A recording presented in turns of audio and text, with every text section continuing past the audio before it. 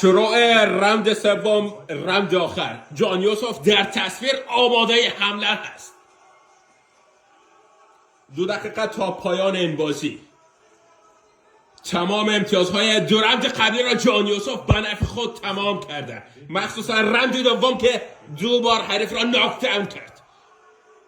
در راند قبلی گفته بودم که حریف ناک اوت شد، نشد، ولی مطمئن باشد در این راند چیزی که من در حریف و توانایی جان یوسف میبینم، حریف را ناک اوت میکنه، مطمئن باشه.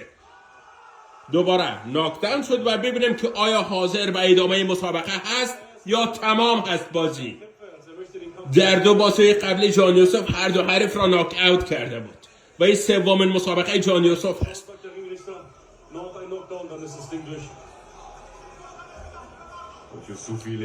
راند دوم را در ویدیو قبلی اگر ندیدید ببینید دوباره.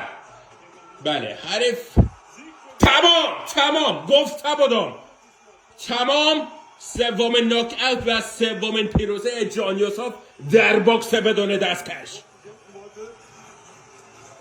و هموطنان عزیز ما که برای تشویق و دیدن این مسابقه به ورزشگاه آمده بودند، مسابقه در کشور اتریش برگزار شده، همین لحظه لایو هست